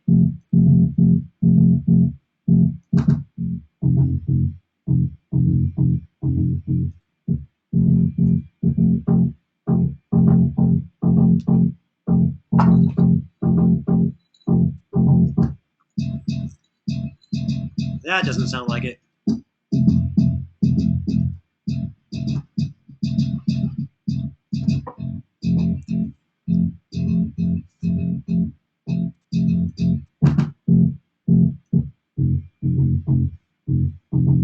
Okay, so we basically found the original pattern. Now, to actually finish off this bass line, it would basically be repeating, just following along, listening to their song. For the most part, I'm pretty sure it just kind of follows the same pattern. I'm going to go ahead and change my grid resolution. This might take a little bit more time than what we actually have for this evening, but let's go ahead and let's copy the same pattern that we had in the first 4 bars. So Command D, Command D, Command D. Let's just listen to it. And I'm actually just going to turn off the original and listen. Yeah, definitely the same pattern.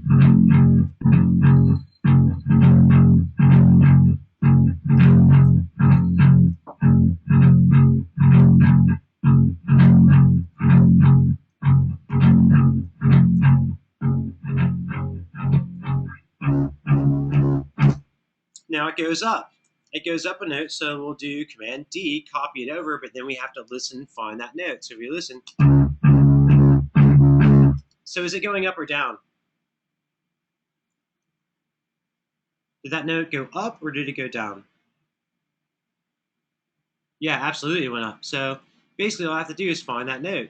Well, let's make sure we're keeping it in grid, so we'll put it back to 16th notes. I'm just going to grab it with the grabber tool.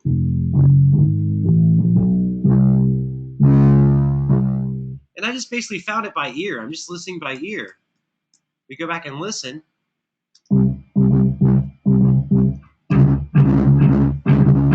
I think I'm off by a half step. I want to go up one. So let's select those notes. Since I'm only off by a half note, it shouldn't be too bad. Nailed it, nailed it. And I think it's going to make another change, so let's listen to the next change. It looks like it goes up again, so let's take a listen and make sure we find the same note. I'm going to solo it so I can hear it. I think that's it, but again, audition it against itself and you'll know immediately. You'll hear if it's fighting. Yeah, another half step. Let's make sure we got all those notes.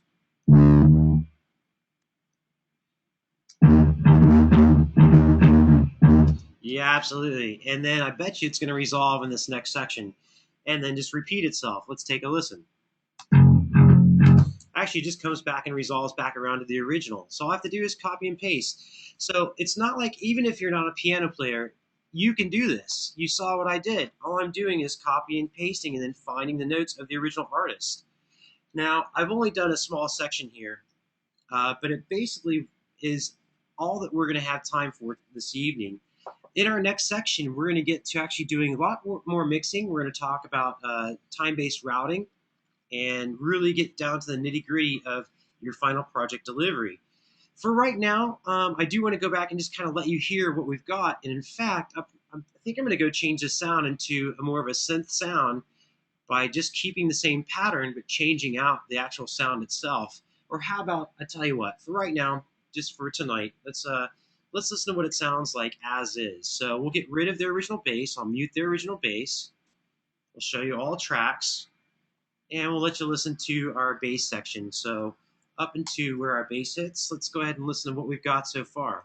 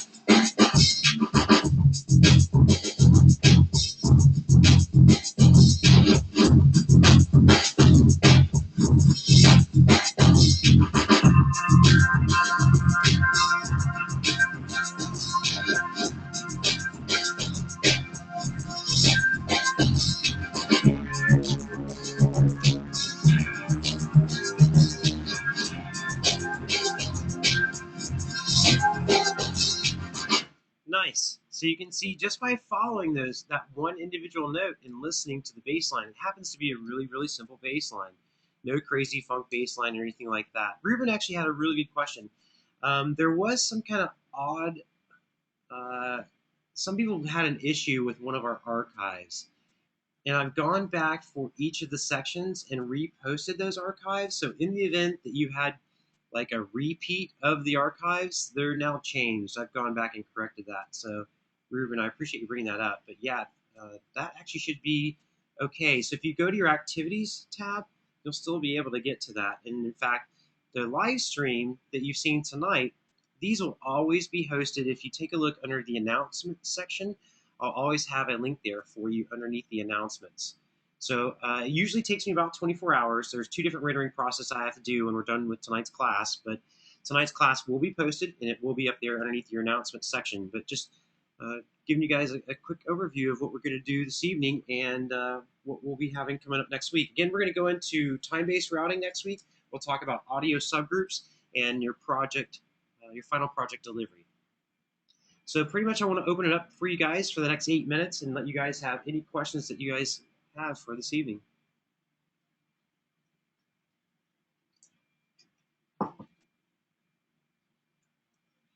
Hey, so Edgar said something. Instead of penciling in notes, you could have like recorded them live and then quantize them. Absolutely, yes. I was basically just kind of showing you guys a method in the event you don't have a controller present. It doesn't mean you can't make music. In fact, you can do everything inside in the box.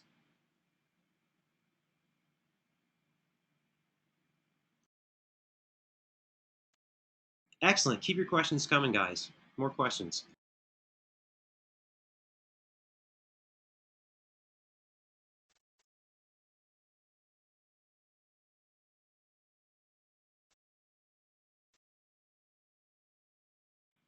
Hey, sorry about that, Edgar. I think you actually did ask that earlier, and I apologize. Every once in a while, you guys have the same chat window that I have, and if somebody else asks a question, unfortunately, it'll bump off the screen. So I apologize. Let me just scroll back up here because there's a couple others that I might have missed. So Edgar asks, for each new MIDI instrument, do we have to make a new aux for that MIDI, or more than one virtual instrument in MIDI? I think what you're asking, Edgar, in this case, if you take a look, I'm going to flip around back to my mix window.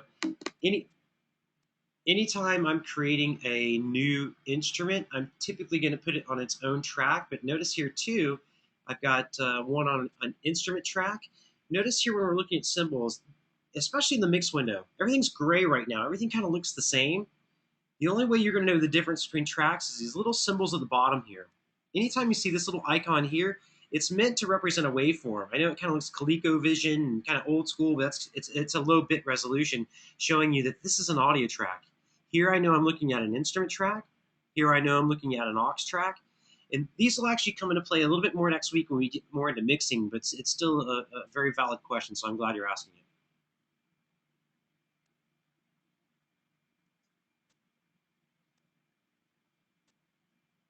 Hey, no problem. Hey, Dan, I get it, man. No sweat.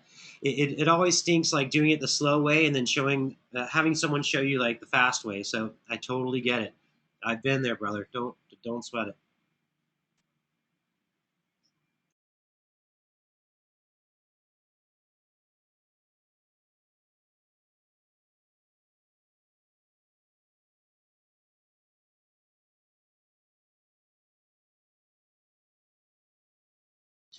Okay, Edgar asked a really good question, and I want to address another question. Somebody asked if they have an original song. Really, I'm gonna have to say no as far as an original song. I'm looking for you guys to do a remix. I want you guys to work with somebody else's materials. This is what you're going to be facing when you go into the industry. So while I don't mind you submitting something so I can just hear it to hear your works, 'cause I'm sure you guys have incredible stuff that I'm not even aware of. For this particular project, I have to exclude any original items, and I need you guys to remix and use the files that are provided from Endava. Now, when it comes to if you have extra outboard, in other words, third-party instruments that do not come from DigiDesign, such as Sylenth or Massive. I happen to own some of these already because I've purchased them, but I don't want to get caught up and think that I have all of them because I don't. So anything that you use that's third-party, like Sylenth, which I do own, or Massive, which I happen to own, but I don't have it installed in this machine. Um, Please just make sure you record those down. I don't have Trillion. I wish I had it. I don't have all. Yeah, I don't have all the money in the world, guys. You guys, I know you think that I have everything. I don't have Omnisphere either. I apologize, guys. Yeah, remember, I can't own every single plugin. I'm sure you guys know that. You understand. But in fact, some of these are some of the really cool synths that I've wanted to own for a long time. Omnisphere is beautiful. Yeah, as long as you record them down, guys, I don't have an issue with it. Edgar, good point. Record them down as audio. We just showed you guys how to do that earlier. So record them as audio, and that way I can hear them on your prod. The last thing I want you to do is submit something that I can't hear and not be able to, understand the full scope of what all the passion you put into it. Cool, excellent questions. A couple more minutes for questions. Keep them coming, guys.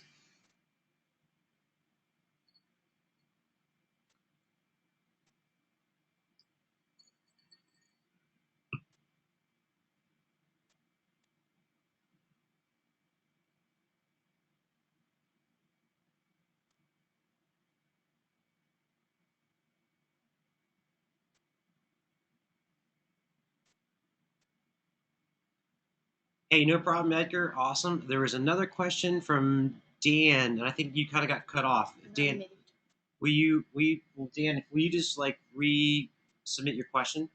I didn't get the full question.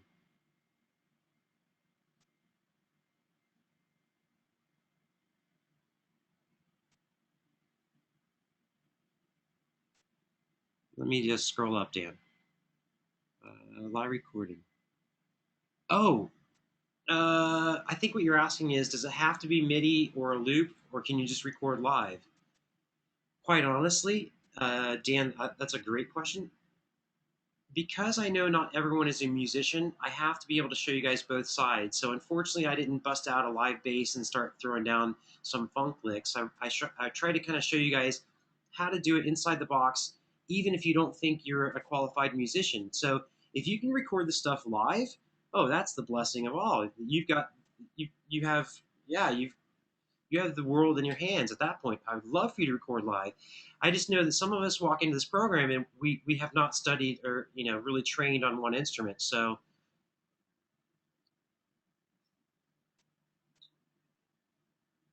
that's okay. If I misunderstood your question, just rephrase it. Oh, like you saw me, you're asking about editing the loops, like we did earlier.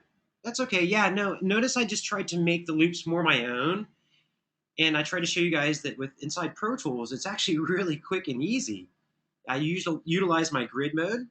I set up the grid. In fact, let's go ahead and let's show it to you again because it's one of my funnest things. It's a lot of fun, quite honestly. I'll save my work right now. That way we can come back to this. But all I did is really put it in 16th notes and take a look.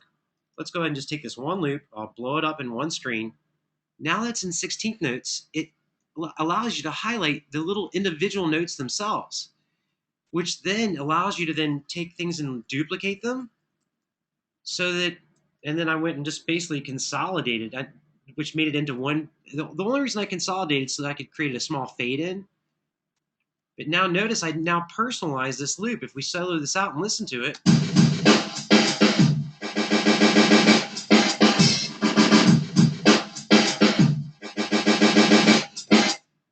so the only reason I really did that, let me undo the work I did, but I was just really kind of allowing you guys to see that you can make music and you can take it apart in a way that it wasn't even traditionally played in originally, and you can do it mathematically, and it actually will still be beautiful in song form as well. Listen, guys, great questions tonight. I'm gonna give you guys in about another 30 seconds. Any other great questions? Hey, not a problem. Not a problem, Dan. Not a problem. Yeah, I could actually replay the bass once I've got it recorded down as audio. I do that a lot. In fact, if you want to see that, I'll show you how to do that real quick. Let's take the bass line that I just put in here. Let's actually show that track. Here's the MIDI bass. That's the MIDI bass performance I just made. You guys just watched me do that. And you guys saw me just do it by noodling around and finding the notes using my ear. I'm not really I am a trained musician, but I don't really own one axe more than I do engineering. So let's just take this and actually record this down as audio, and then we could do some audio manipulation. For instance, let's go ahead and put it to 1-bar increments. Here's pretty much the only section I think I need to record. It starts, I'm in grid mode. I'm making a selection here of, let's just do 8 bars. Well, I tell you what, I'm just going to record the performance we have, and I'll show you what we can do with this.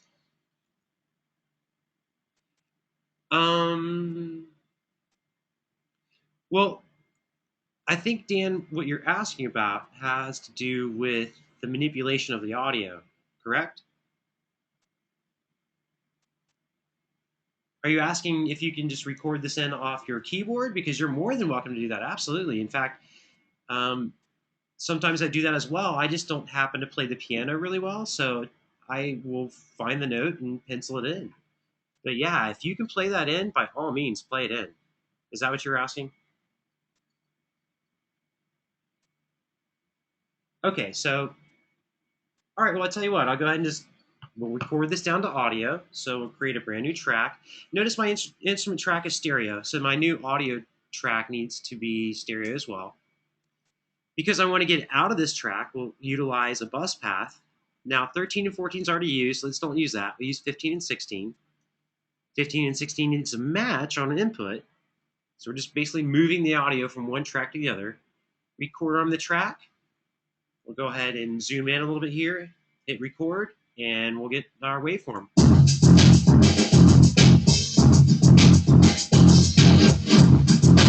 Now, I'm going to stop this, and the only reason I'm going to stop it is take a look. I noticed I had clip indicators on. Those clip indicators actually come from our options menu. Pre-fader metering's on. So that's actually why we had clip indicators going. I'm going to go ahead and actually re-record that, so apologize for that. Just want to give you a quick example of why that's actually happening.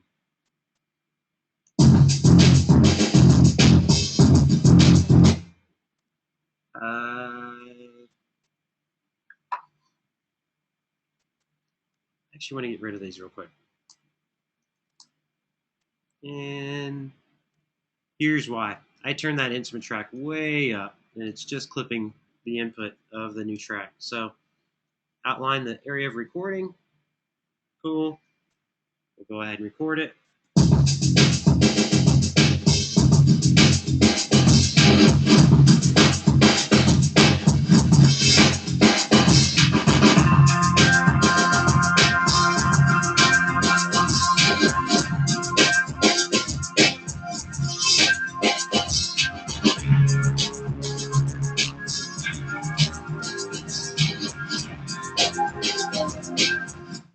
Okay, so now that I've got it recorded down, if I actually want to change up this pattern, so we'll just mute the original MIDI performance.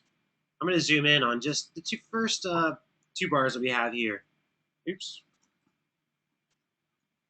And let's actually just blow them up to 2 proportions so you can see them.